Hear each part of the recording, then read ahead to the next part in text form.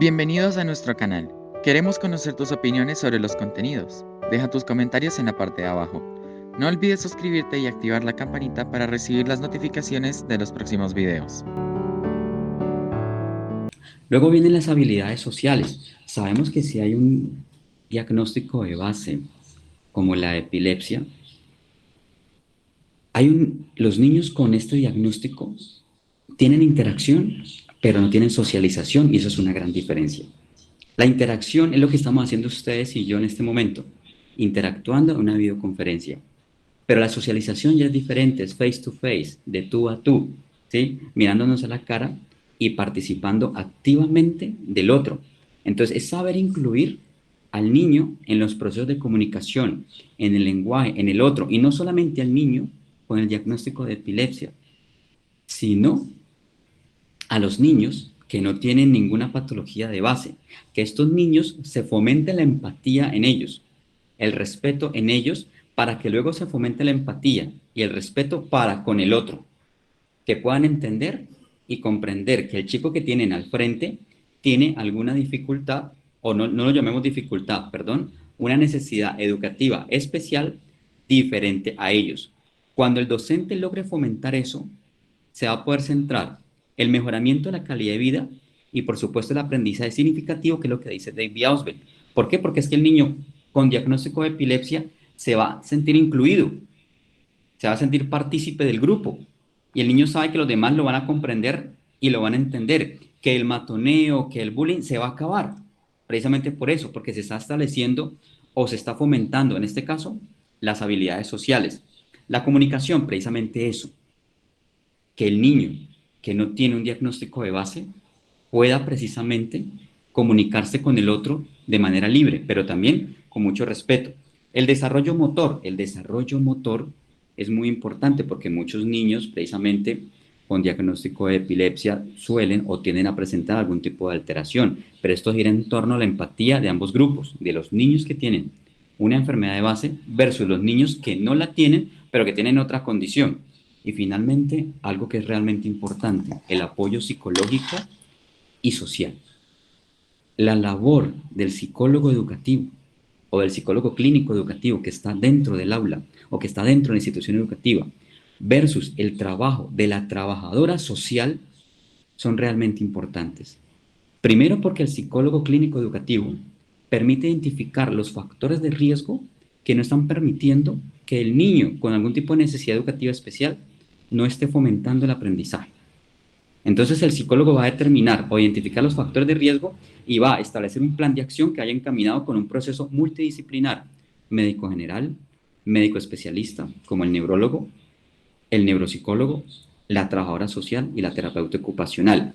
Ellos, más la familia, más los docentes, les aseguro, perdón, que el aprendizaje significativo en el niño se va a dar, porque es un trabajo de carácter interdisciplinar, pero es algo que todavía no han logrado entender o que el gobierno no ha logrado comprender en este momento, o sí lo comprenden. Lo que pasa es que no quieren invertir en ello. Y cuando no hay inversión, no hay educación, y perdón que lo diga, cuando no hay inversión, no hay educación de calidad. Y estamos en un país donde prefieren invertir en la guerra que invertir en la ciencia y en la educación, que es donde tenemos en realidad el potencial para mejorar la calidad de vida de todas las personas que nos rodean, incluyéndonos. Ahora, teniendo en cuenta ese rol o ese papel del psicólogo, resalto también el papel de la trabajadora social. Digo la trabajadora social porque son más las mujeres que se desempeñan en este campo, y el papel de la trabajadora social es muy importante porque la trabajadora social establece contactos y las conexiones con las entidades públicas y privadas de donde se puede derivar el niño. Por eso para mí es muy importante que tanto un psicólogo como la trabajadora social estén dentro de cada institución educativa, porque ese trabajo en equipo entre ellos dos, con los profesores y los directivos docentes, va a dar por resultado, vuelvo y repito, el aprendizaje significativo. Y el último punto, ¿cómo se generan esos aprendizajes? Un aprendizaje funcional. Uno, porque el aprendizaje funcional permite que el niño con necesidad educativa especial sea muy independiente y autónomo, independientemente de la enfermedad o de la patología de base. ¿Por qué? Porque es que el niño todo el tiempo no va a estar convulsionando. El niño todo el tiempo no va a estar desatento. Entonces, uno como profesional tiene que estar muy comprometido en esos aspectos cuando el niño está muy atento. Y eso hay que aprovechar para que el niño sea muy independiente ante diferentes estímulos o ante diferentes situaciones. Segundo, el aprendizaje en entornos naturales. Señor profesor, Pablo Freire, Freinet, que hablan sobre toda la parte de la pedagogía en escenarios naturales. ¿Cuál es mi sugerencia? Saque a los niños de su salón de clase, de su clase en el parque, de su clase en un escenario natural, que el niño conozca otro contexto diferente, que el niño sepa, ¿sí? Que es una flor, que si usted le pidió, señor profesor, al niño que dibujara un carro, pero si hubo un niño que dibujó una flor y usted lo va a regañar porque no le hizo caso, pero usted no sabe que el niño dibujó una flor porque era para su mamá, porque su mamá está enferma, el problema no es del niño, señor profesor. El problema es suyo. El problema es suyo. Y es donde usted tiene que cambiar su pedagogía y su didáctica para poder saberle llegar el mensaje a ese niño. Y eso es aprendizaje en entornos naturales. El valor de la vida, el valor de lo simple, el valor de lo llano, el valor de lo sencillo.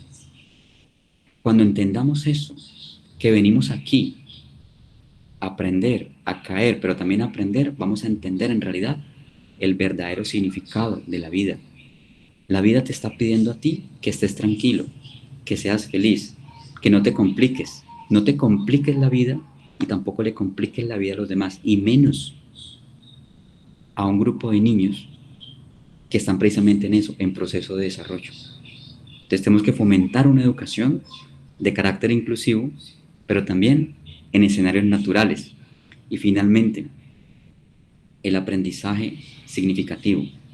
El aprendizaje significativo desde la teoría de David Ausubel se da cuando el niño entiende la dinámica real, fenomenológica y descriptiva de su situación. Es decir, el niño acepta, tengo epilepsia.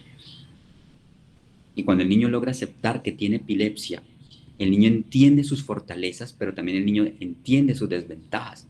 Y cuando el niño entiende sus desventajas, el niño sabe a qué ritmo trabajar. Pero usted, profesor, tiene que saber que él tiene que llevar su proceso educativo al ritmo de ese niño y no a su ritmo. Entonces eso es fomentar la educación inclusiva y derribar esas barreras que está imponiendo los prejuicios y los imaginarios. Cuando logremos entender eso,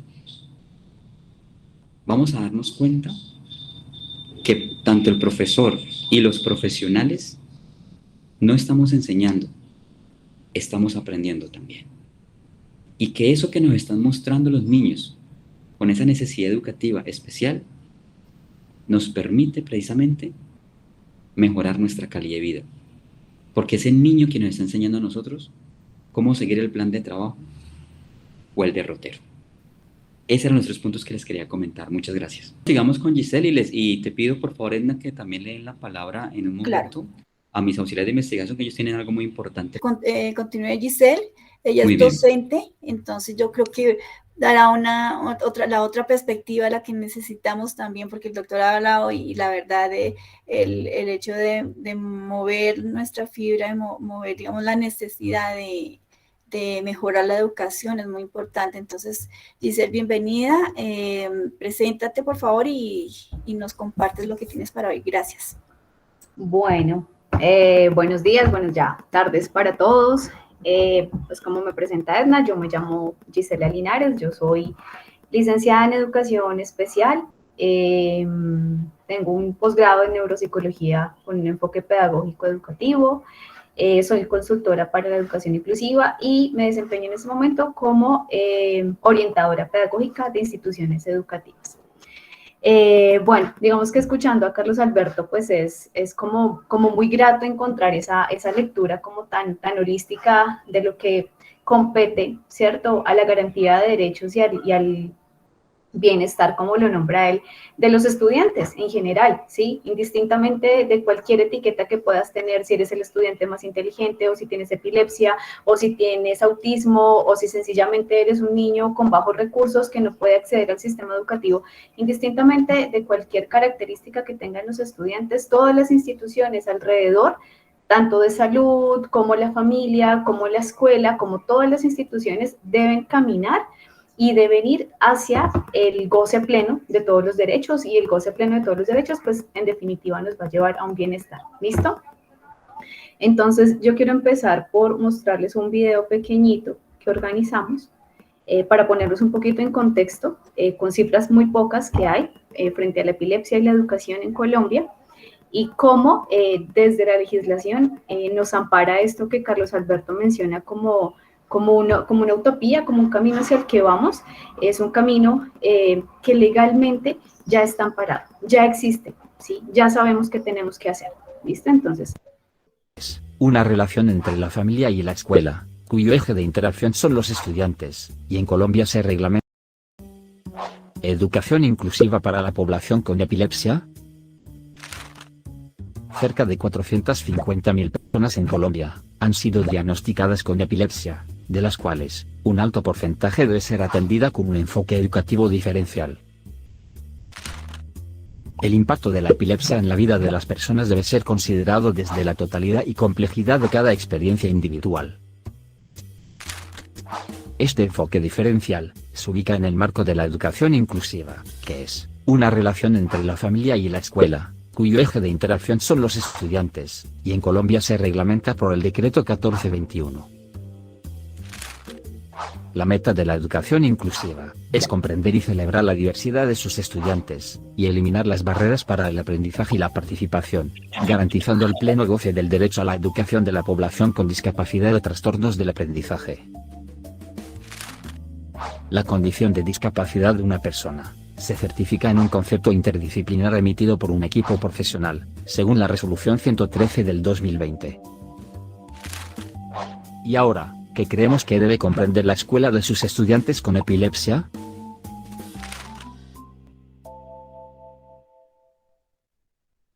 bueno, digamos que ese era como la introducción que creíamos importante traer a este espacio. Y digamos que quiero rescatar varias cosas de ahí. La primera tiene que ver, pues digamos, con el amparo legal. Hay un decreto, ¿cierto? Que es el 1421. O sea, desde la legislación de Colombia, desde la Constitución Política, hay una serie de leyes que obligan y que reglamentan la educación para todos, y la educación para todos en términos de equidad. Inicialmente se hablaba de integración un poco como lo planteaba Carlos Alberto, y es simplemente el hecho de estar presente en un aula o estar presente en una institución educativa, pero en este camino de saldar esta deuda histórica que tenemos con la población con discapacidad y con la población neurodiversa en general, nos damos cuenta de que no se trata solamente de estar, sino también se trata de participar y de progresar en el escenario educativo. Sí, escuchando ahorita a Flor que nos decía que su hijo había, digamos, alcanzado hasta determinado nivel académico, y escuchando también la participación de esta otra mujer que nos contó su experiencia educativa, pues me cuestiono y me pregunto hasta cuándo va a seguir pasando que los estudiantes neurodiversos o con alguna diferencia o que presentan barreras para la participación y el aprendizaje no puedan progresar en sus procesos académicos, ¿sí? Como le decía Carlos Alberto, digamos que ellos son más conocedores de todo este tema de desarrollo madurativo. Siempre está la posibilidad de continuar aprendiendo, independientemente, indistintamente de cuál sea la condición, siempre está el chance de progresar, de avanzar, ¿sí? Lento, poco, mucho, rápido, como sea, siempre está esa posibilidad, y esto es un poco, digamos, lo que se enmarca en el decreto 1421, ¿cierto? Que es muy importante que las familias y que todos los equipos terapéuticos y médicos que están detrás de una persona que tiene alguna condición o algún trastorno o problema de aprendizaje, entre todas las comillas, aunque este no es la discusión de la hora, deben conocer, ¿cierto? Y deben conocer porque es lo que nos permite como familias, como equipos terapéuticos, incluso como docentes, hacer la exigencia para que la institución educativa se movilice, y se movilice para generar los ajustes que se deban hacer para que las personas, para que estos estudiantes y en general todos los estudiantes puedan eliminar tanto las barreras de participación, que era un poco lo que se hablaba ahorita, de cómo yo estoy en mi colegio, pero pues es que yo no me encuentro con nadie, pero pues es que yo no me hablo con nadie, pero es que yo no me siento bien, pero es que yo me siento maltratado, ¿cierto? Y adicional a eso, en mi ámbito de aprendizaje, no logro hacer las cosas, ¿sí? Porque es que mi maestro, el problema no es mío, yo soy así, ¿sí? Son mis características, la barrera la pones el contexto, ¿sí? El contexto con la complejidad de sus clases, el contexto con todo el juego de prejuicios, digamos que me llamaba mucho la atención lo que nos contaba la primera persona que habló de su experiencia escolar, o sea, como todo el tema de juicios sociales, del prejuicio, de entonces eres malo, esto es negativo, entran a jugar para que esta población, además de una condición, ¿cierto?, que ya marca una cantidad de diferencias, empiece a sumar otras cosas a esa maleta que lleva de vida y que en definitiva no le van a permitir gozar, ¿cierto?, porque no es algo placentero y mucho menos disfrutar de su derecho, pues porque no está aprendiendo, no está avanzando y por el contrario sí está generando una cantidad de situaciones más difíciles de llevar y pues no estaríamos cumpliendo con el objetivo de un derecho que es garantizar bienestar, ¿sí? Entonces, eso por un lado, existe este decreto nos habla desde ya te doy la palabra, Carlos Alberto, este decreto nos habla desde cómo se debe focalizar a la población, ¿sí? Desde cómo yo como institución debo hacer una cantidad de cosas para saber en mi jurisdicción de territorio a quiénes tengo, ¿sí? Si es que tengo en una vereda a este estudiante o es que en este barrio tengo este estudiante, pero a la mamá le da pena decir que este niño tiene condición, porque nosotros también tenemos esos prejuicios, porque la sociedad, digamos que también se ha encargado de hacernos pensar que tener X o Y condición es algo negativo, ¿sí? Y digamos que por eso nuestra bandera desde la inclusión y nuestra mirada es celebrarlo, ¿sí? O sea, es descubrir que tienes unas características, que es reconocer que tienes unas habilidades, que tienes unas fortalezas y unas debilidades también como todos, ¿sí? Y en función de poner todo esto en la mesa, entrar a celebrar que eres esa persona y que mereces que todo el mundo a tu alrededor pueda tener conocimiento de ello. ¿Listo? Entonces, aquí para un momento en el decreto voy a darle la palabra pues a Carlos Alberto que tiene la mano levantada y continúo con algo muy importante y es desde esta perspectiva de educación inclusiva, ¿cómo se construye? ¿Sí? ¿Qué se hace? ¿Sí? O sea, porque venimos obligándolo desde la legislación hace un montón de tiempo, desde la Constitución del 91, y no pasa, ¿sí? Este decreto 1421 sale en el 2017, Este año se cumplen 5 años y se cumple el plazo en el que todas las instituciones educativas deberían haber avanzado hacia esto y no pasa. ¿Sí? Entonces, si desde la obligatoriedad no pasa, ¿cómo sí pasa? ¿Cómo sí podemos hacer para que esto sea una realidad y estos derechos se garanticen? Carlos Alberto. Camila, bueno... Gisela, me llamo Gisela, es que tuve un problema técnico y estoy con otro usuario, pero pues mi nombre es Gisela. Gisela, bueno, me encanta escucharte. Y me encanta precisamente saber eso que conocer eso que tú estás diciendo, porque eso dice mucho de ti como profesional y a veces es muy complicado encontrarse profesionales de la educación tan de mente abierta como tú. Y esa parte, más que hacerte una pregunta, es de rescatar y es algo muy loable de tu parte, que ojalá no solamente tú, sino los directivos, docentes, tus compañeros, puedan entender esa dinámica de cómo se debe trabajar los verdaderos procesos de inclusión educativa con chicos con necesidades educativas especiales y no confundirlo con un proceso de integración. Más que hacerte una pregunta es darte las gracias, de verdad. Porque si así seamos pocos los que comencemos con eso, ya es algo. Y de a poco se va fomentando esa situación del mejoramiento de la calidad de vida en los pacientes y, por supuesto, realzar el aprendizaje significativo en cada uno de ellos. Totalmente de acuerdo contigo. Muchas gracias.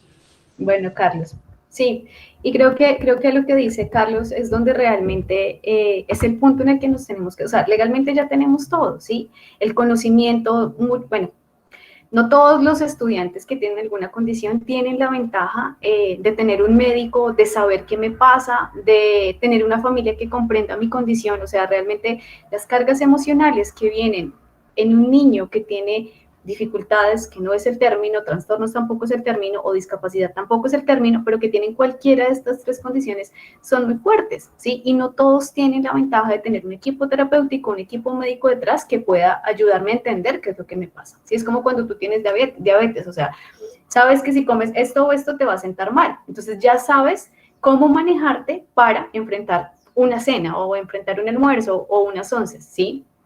En el país, la mayoría de nuestros estudiantes, un alto porcentaje de estudiantes de la educación formal, tiene dificultades de aprendizaje y nadie lo sabe, ¿sí? Y nadie se interesa por saberlo. Las familias entran a juzgar y entonces que es malcriado, lo que tú decías, Carlos, entonces la escuela cree que los profesores tenemos una experiencia y tenemos algo que nosotros mismos llamamos como ojo clínico, o sea, sabemos desde nuestra experiencia cuando algo no va bien con un niño, ¿cierto? Cuando algo está siendo diferente al punto de generar una dificultad, pero pues claramente no tenemos la formación para diagnosticar y es un tema muy sensible porque pudimos destruir emocionalmente familias, ¿sí? Y ha pasado muchos casos donde a la familia se le dice, es que yo creo que su hijo tiene X condición. ¿Y qué hace la familia? Como hay un juicio social tan grande alrededor de estos diagnósticos, entonces se va de la escuela. O sea, yo prefiero irme antes de reconocer, de hacer un duelo, de saber que tengo un hijo con estas condiciones, pues porque además yo no tengo ni idea qué se hace con esto. O sea, a mí me dijeron que me iban, o sea, yo tenía una idea de hijo y ahora me están diciendo que esta idea de hijo que yo tengo es otra, ¿sí? Entonces, yo escuchando a Carlos, pues digamos que él ha dado mucho de la información y del sentir sobre todo que debe haber detrás de la educación inclusiva. Y para mí la educación inclusiva se plantea en una sola palabra y esta única palabra es la conversación, ¿sí? La educación inclusiva tiene que ser una conversación entre la familia, entre el equipo terapéutico, entre el equipo médico y en la institución, ¿sí? O sea, definitivamente la educación inclusiva es una oportunidad, ¿sí? Y debe únicamente surgir en el marco de la comprensión, ¿sí? Y la apertura que yo tenga como cualquier actor, como médico, como profesor, como estudiante, como familia, para entender el punto de vista del otro, ¿sí? Que era un poco lo que decía Carlos como empatía, ¿sí? O sea, yo tengo que ser empático y saber que este es un camino, o sea, que por el hecho de que exista una legislación no quiere decir que es una varita mágica donde ya los miles de maestros que hay en Colombia saben cómo se hace, ¿no? Es un camino que se construye, es un camino que parte del hablarlo, ¿sí? O sea, la familia tiene que hablar con la verdad en la institución porque nos pasa muchas veces eso, llegan las familias, saben que su hijo tiene X o Y condición y vuelve y juega por todo este prejuicio social, entonces yo prefiero callar y que la escuela no diga nada. Entonces, ¿qué hace la escuela? Empieza a exigir a este estudiante o empieza a llevar a este estudiante como se lleva a los demás y este niño empieza a tener una cantidad de presiones y ya después de un año desastroso, de regaños, de frustraciones, de experiencias no exitosas, nos enteramos que es un estudiante que tiene un diagnóstico, ¿sí? Entonces creo que el ser diferente sí o sí es algo que se tiene que celebrar, ¿sí? Sí o sí es algo que como familias, como maestros y como personas con condición tenemos que empezar a zafarnos, ¿sí? Tenemos que empezar a quitarle ese rótulo negativo y simplemente incorporarlo como una característica. Ya, yo soy así, ¿sí? Tengo estas características, soy buena para esto, soy mala para esto, y donde yo se supone que voy a pasar un alto porcentaje de mi vida, que es la escuela, que es una comunidad donde todos convergemos, me tiene que conocer, ¿sí? Es como cualquier otra relación, si tú tienes una relación de amigos o tienes una relación de pareja, o sea, la otra persona te tiene que conocer, o si no, no existe una relación, y tienes que conocer también a esa otra persona, conocer, por ejemplo, en este caso, cuáles son las debilidades de la escuela, ¿sí? O sea, yo como maestra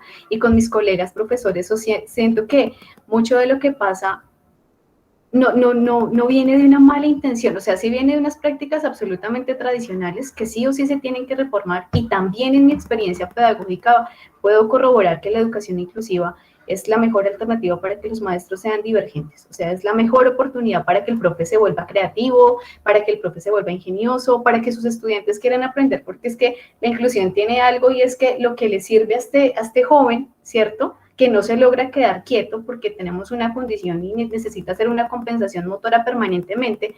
Entonces yo como profe me invento un juego y pasa que ese juego no me sirve para él, sino que me sirve para todos. Entonces ya no va a ser un tema rutinario, tradicional, aburrido, sino mi clase se convirtió en algo dinámico, en algo lúdico, y en algo sobre todo que genera emoción, y si hay emoción, hay aprendizaje, ¿sí? Entonces, la inclusión realmente es una posibilidad de transformar la escuela, y nosotros como familias, como docentes, como equipos y como cualquier persona que está alrededor de las condiciones, tenemos que verlo y sentirlo de esa manera, y tenemos que hablarle a la escuela desde nuestras necesidades, ¿sí? Yo como mamá, por ejemplo, la mamá que nos hablaba ahorita, o sea, yo como mamá tengo una carga emocional, ¿sí? Yo necesito que dejen de darme quejas, ¿sí? Yo necesito que dejen de decirme que mi hijo se queda dormido, porque es que esa es su condición. ¿Qué pasa? O sea, ¿por qué la escuela no es un poco más dinámica? Entonces el profe te va a decir, ay, no, mamá, lo que pasa es que yo no sé cómo hacer, yo no sé qué materiales utilizar, yo no sé qué técnicas hacer. Ah, bueno, llamemos al equipo terapéutico, generemos esa sinergia, generemos esa triangulación donde todas las personas que vemos a este estudiante desde un punto de vista diferente, podemos unirnos para generar unos propósitos y avanzar, ¿sí? El propósito de la educación no puede ser, como dirían los papás en términos pues súper castizos, no puede ser que usted venga a calentar silla, ¿sí? O sea, tiene que ser que usted venga a estar presente, ¿sí? A estar atento, a estar consciente de su presente y sobre todo a progresar en su proceso académico. Entonces la inclusión es una conversación que se construye, es una conversación, es dolorosa, o sea, creo que escuchando a las mamás y a, es que se me fue el nombre Carolina.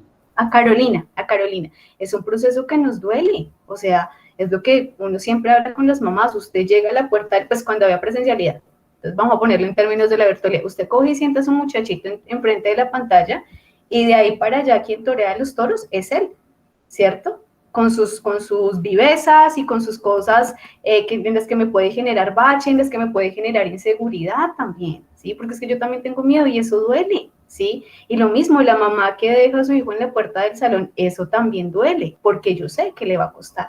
Y el profe que está en el salón y que se siente súper comprometido con su profesión, pero tampoco sabe qué hacer, ¿sí? El maestro no sabe qué hacer y ahí es importante entrar a entender las condiciones, capacitarnos en las condiciones. Gracias por apoyar nuestra labor de educar y concientizar sobre la epilepsia. Danos un like y no olvides suscribirte.